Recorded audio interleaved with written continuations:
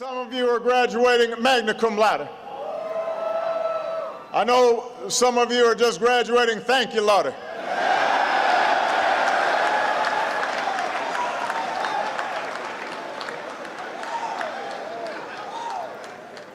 And that's appropriate because it's a Sunday. I see some moms and grandmas here, aunts in their Sunday best. Although they are upset about their hair getting messed up.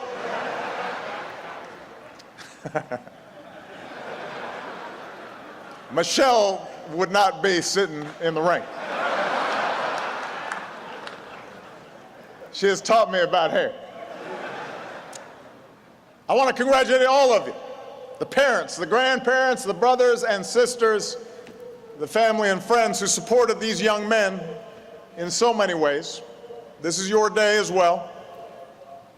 Just think about it. Your sons, your brothers, your nephews, they've spent the last 4 years far from home and close to Spelman, and yet they are still here today.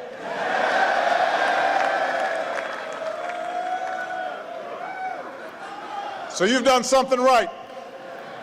Graduates, give a big round of applause to your family for everything that they've done for you.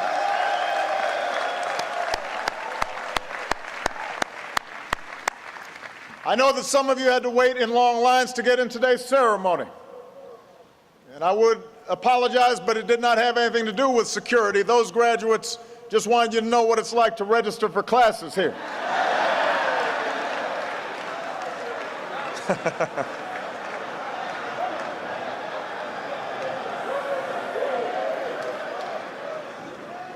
And this time of year brings a different kind of stress. Every senior stopping by Gloucester Hall over the past week, making sure your name was actually on the list of students who met all the graduation requirements. If it wasn't on the list, you had to figure out why. Was it that library book you lent to that trifling roommate who didn't return it? Was it Dr. Johnson's policy class? Did you get enough Crown Forum credits? On that last point, I'm going to exercise my power as president to declare this speech sufficient. Crown Forum credits for any otherwise eligible student to graduate. That is my graduation gift to you.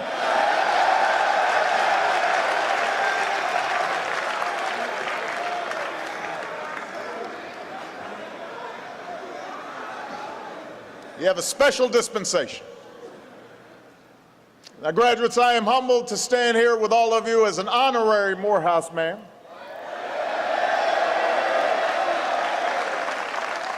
I finally made it.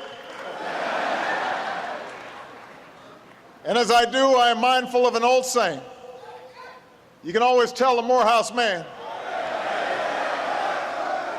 but you can't tell him much. And that makes my task a little more difficult, I suppose. But I think it also reflects the sense of pride that's always been part of this school's tradition. Benjamin Mays, who served as the president of Morehouse for almost 30 years, understood that tradition better than anybody. He said, and I quote, "It will not be sufficient for Morehouse College, for any college for that matter, to produce clever graduates, but rather honest men, men who can be trusted in public and private life, men who are sensitive to the wrongs, the sufferings, and the injustices of society, and who are willing to accept responsibility for correcting those ills." It was that mission, not just to educate men, but to cultivate good men, strong men, upright men, that brought community leaders together just 2 years after the end of the Civil War. They assembled a list of 37 men, free blacks and freed slaves, who would make up the first prospective class of what later became Morehouse College. Most of those first students had a desire to become teachers and preachers. to better themselves so they could help others do the same. A century and a half later, times have changed. But the Morehouse mystique still endures. Some of you probably came here from communities where everybody looked like you. Others may have come here in search of a community. And I suspect that some of you probably felt a little bit of culture shock the first time you came together as a class in King's Chapel. All of a sudden, you weren't the only high school sports captain. You weren't the only student council president. You were suddenly in a group of high achievers. And that meant you were expected to do something more. And that's the unique sense of purpose that this place has always infused. The conviction that this is a training ground not only for individual success, but for leadership that can change the world. Dr. King was just 15 years old when he enrolled here at Morehouse. He was an unknown, undersized, unassuming young freshman who lived at home with his parents. And I think it's fair to say he wasn't the coolest kid on campus. For the suits he wore, his classmates called him Tweed. But his education at Morehouse helped to forge the intellect, the discipline, the compassion, the soul force that would transform America. It was here that he was introduced to the writings of Gandhi and Thoreau and the theory of civil disobedience. It was here that professors encouraged him to look past the world as it was and fight for the world as it should be. And it was here at Morehouse, as Dr. King later wrote, where I realized that nobody was afraid, not even of some bad weather. I added on that part. I know it's wet out there.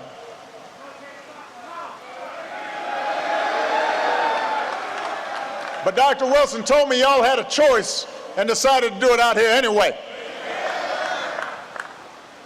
That's a Morehouse man talking. Now think about it. For black men in the 40s and the 50s, the threat of violence, the constant humiliations, large and small, the uncertainty that you could support a family, the gnawing doubts born of a Jim Crow culture that told you every day that somehow you were inferior, the temptation to shrink from the world, to accept your place, to avoid risks, to be afraid. That temptation was necessarily strong. And yet here, under the tutelage of men like Dr. Mays, young Martin learned to be unafraid. And he in turn taught others to be unafraid. And over time, he taught a nation to be unafraid. And over the last 50 years, thanks to the moral force of Dr. King and a Moses generation that overcame their fear and their cynicism and their despair, barriers have come tumbling down. The new doors of opportunity have swung open. And laws and hearts and minds have been changed to the point where someone who looks just like you can somehow come to serve as President of these United States of America.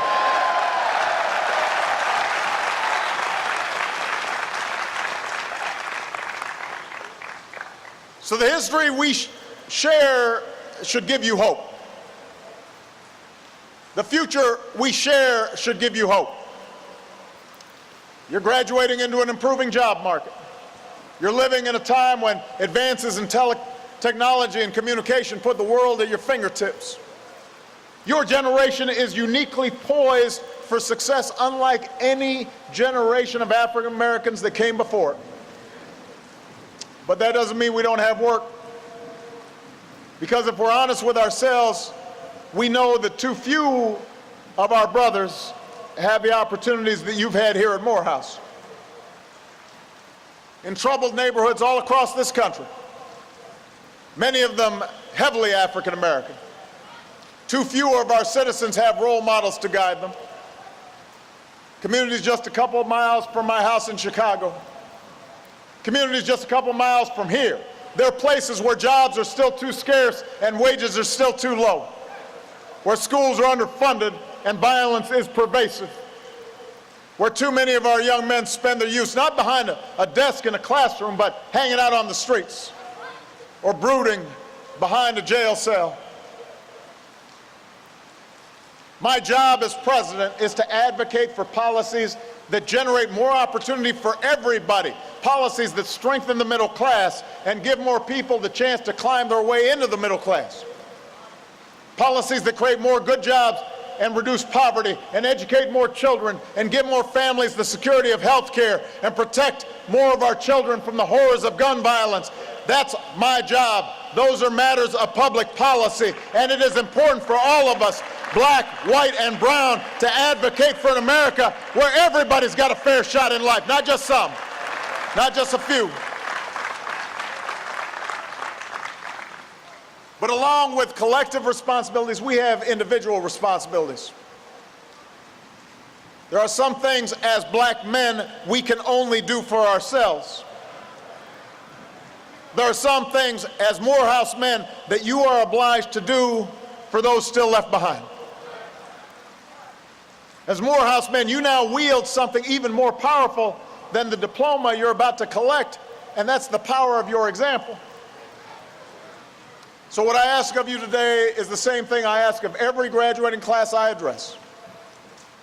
Use that power for something larger than yourself. Live up to President Mays' challenge. Be sensitive to the wrongs, the sufferings, and the injustices of society, and be willing to accept responsibility for correcting those ills. I know that some of you came to Morehouse from communities where life was about keeping your head down and looking out for yourself. Maybe you feel like you escaped, and now you can take your degree and get that fancy job and the nice house and the nice car and never look back. And don't get me wrong, with all those student loans you've had to take out, I know you got to earn some money.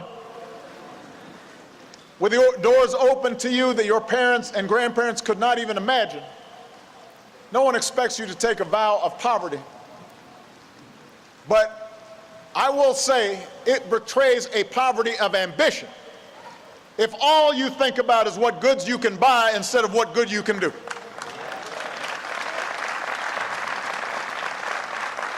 So yes, go get that law degree, but if you do, ask yourself if the only option is to defend the rich and the powerful, or if you can also find some time to defend the powerless. Sure, go get your MBA or start that business. We need black businesses out there, but ask yourselves what broader purpose your business might serve in putting people back to work or transforming a neighborhood. The most successful CEOs I know didn't start out intent just on making money. Rather, they had a vision of how their product or service would change things, and the money followed. Some of you may be headed to medical school to become doctors, but make sure you heal folks in underserved communities who really need it too. For generations, certain groups in this country, especially African Americans, have been desperate in need of access to quality, affordable health care. And as a society, we're finally beginning to change that. Those of you who are under age 26 already have the option to stay on your parents' health care plan.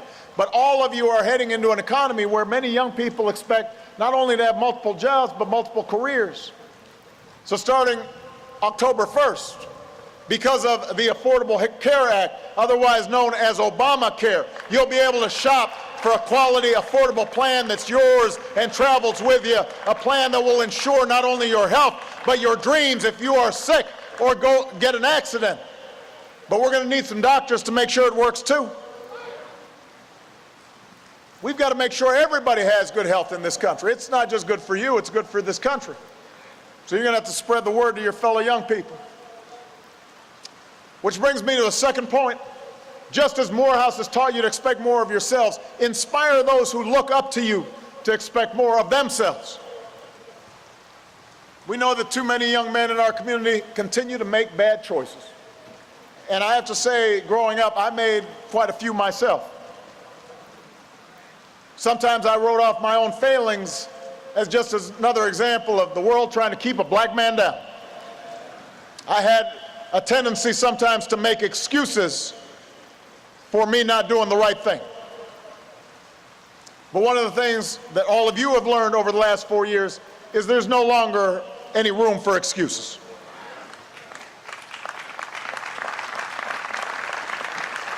I understand there's a common fraternity creed here at Morehouse. Excuses are tools of the incompetent, used to build bridges to nowhere and monuments of nothingness. Well, we've got no time for excuses. Not because the bitter legacy of slavery and segregation have vanished entirely, they have not. Not because racism and discrimination no longer exist. We know those are still out there. It's just that in today's hyper-connected, hyper-competitive world with millions of young people from China and India and Brazil, many of whom started with a whole lot less than all of you did, all of them entering the global workforce alongside you, nobody is going to give you anything that you have not earned. Nobody cares how tough your upbringing was. Nobody cares if you suffered some discrimination. And moreover, you have to remember that whatever you've gone through, it pales in comparison to the hardships previous generations endured, and they overcame them. And if they overcame them, you can overcome them too.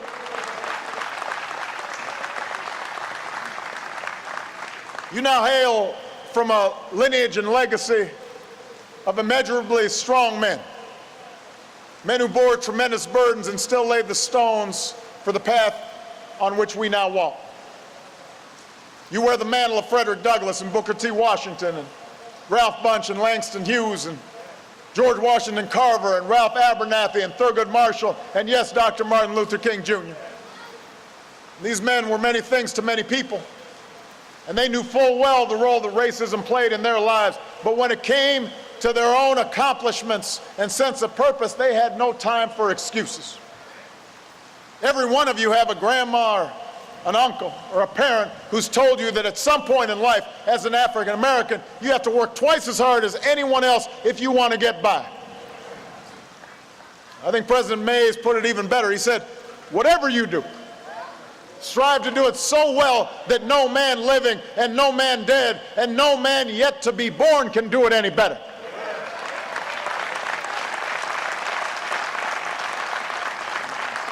And I promise you what was needed in Dr. May's time, that spirit of excellence and hard work and dedication and no excuses, is needed now more than ever.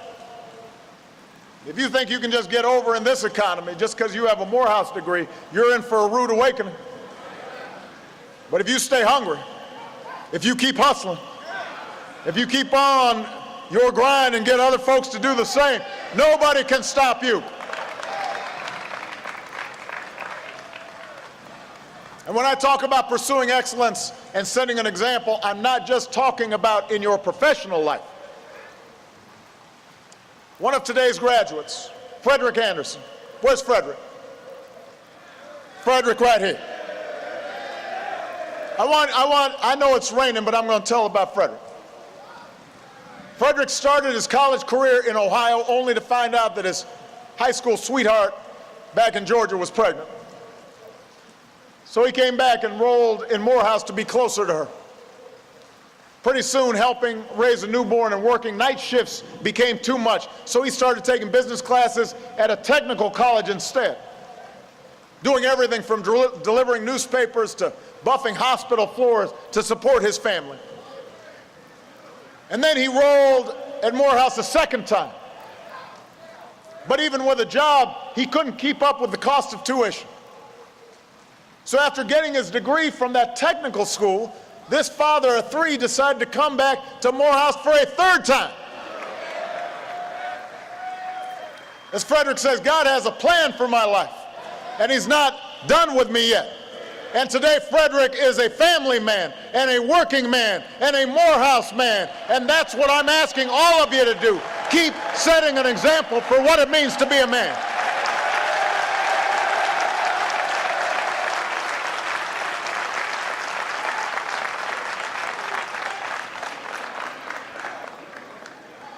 Be the best husband to your wife, or your boyfriend, or your partner.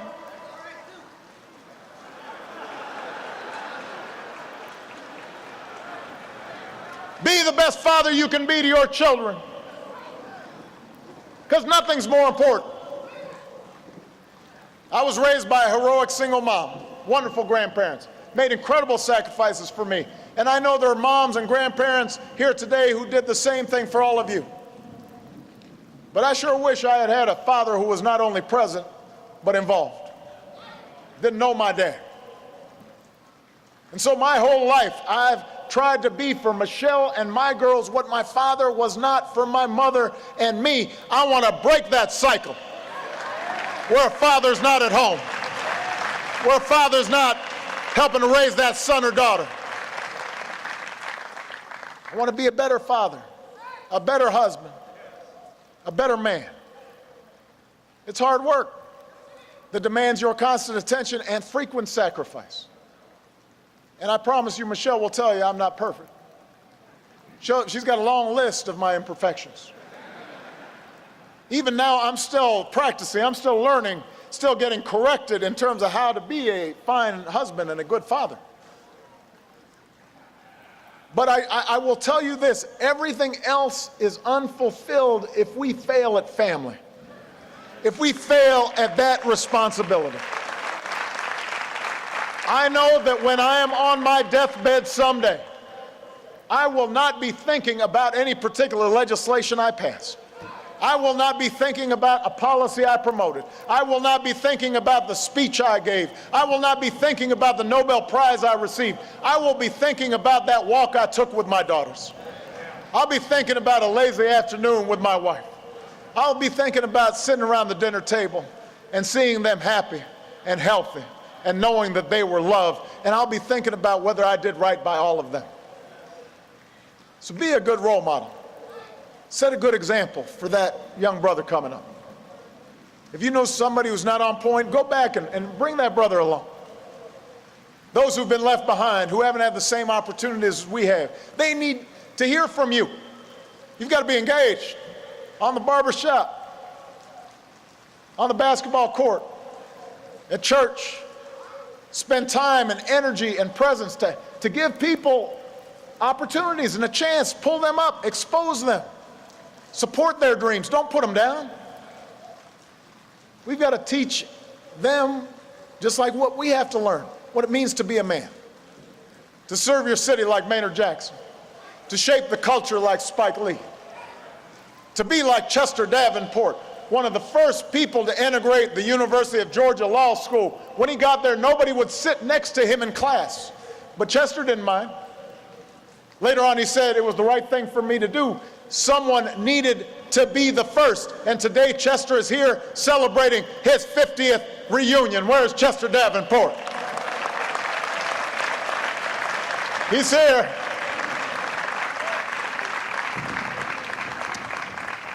So if you've had role models, fathers, brothers like that, thank them today. And if you haven't, commit yourself to being that man for somebody else. And finally, as you do these things, do them not just for yourself, but don't even do them just for the African American community. I want you to set your sights higher. You know, at the turn of the last century, W.E.B. Du Bois spoke about the talented 10, a class of highly educated, socially conscious leaders in the black community. But it's not just the African American community that needs you. The country needs you. The world needs you. As Morehouse men, many of you know what it's like to be an outsider, know what it's like to be marginalized, know what it's like to feel the sting of discrimination. And that's an experience that a lot of Americans share. Hispanic Americans know that feeling when somebody asks them where they come from or tells them to go back. Gay and lesbian Americans feel it when a stranger passes judgment on their parenting skills or the love that they share. Muslim Americans feel it when they're stared at with suspicion because of their faith. Any woman who knows the injustice of earning less pay for doing the same work, she knows what it's like to be on the outside looking in. So your experiences give you special insight that today's leaders need.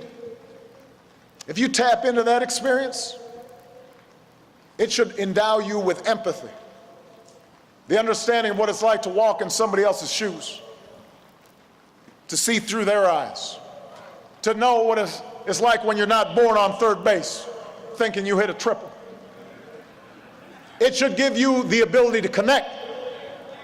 It should give you a sense of compassion and what it means to overcome barriers. And I will tell you, class of 2013, whatever success I have achieved, whatever positions of leadership I have held, have depended less on Ivy League degrees or SAT scores or GPAs, and have instead been due to that sense of connection and empathy, the special obligation I felt as a black man like you to help those who need it most, people who didn't have the opportunities that I had, because there but for the grace of God go I. I might have been in their shoes. I might have been in prison. I might have been unemployed.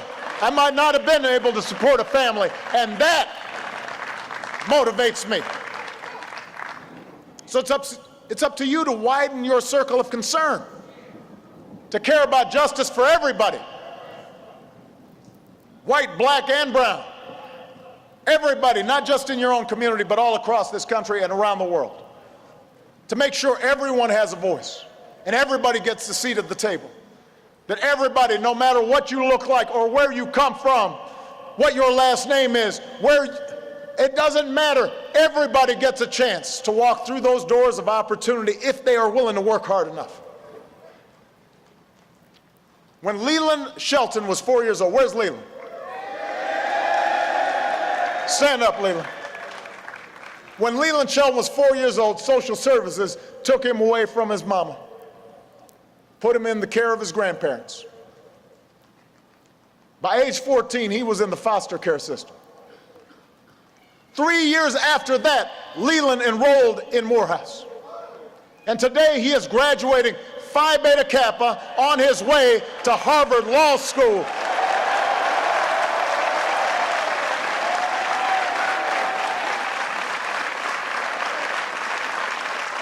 But he's not stopping there. As a member of the National Foster Care Youth and Alumni Policy Council, he plans to use his law degree to make sure kids like him don't fall through the cracks. And it won't matter whether they're black kids or brown kids or white kids or Native American kids, because he'll understand what they're going through, and he'll be fighting for them. He'll be in their corner. That's leadership. That's a Morehouse man right there. That's what we've come to expect from you, Morehouse, a legacy of leaders, not just in our black community, but for the entire American community. To recognize the burdens you carry with you, but to resist the temptation to use them as excuses. To transform the way we think about manhood and set higher standards for ourselves and for others. To be successful, but also to understand that each of us has responsibilities, not just to ourselves, but to one another and to future generations. Men who refuse to be afraid. Men who refuse to be afraid. Members of the class of 2013, you are heirs to a great legacy. You have within you that same courage and that same strength, the same resolve as the men who came before you. That's what being a Morehouse man is all about. That's what being an American is all about. Success may not come quickly or easily, but if you strive to do what's right, if you work harder and dream bigger, if you set an example in your own lives and do your part to help meet the challenges of our times, then I'm confident that together we will continue the never-ending task of perfecting our union. Congratulations, class of 2013. God bless you. God bless Morehouse, and God bless the United States of America.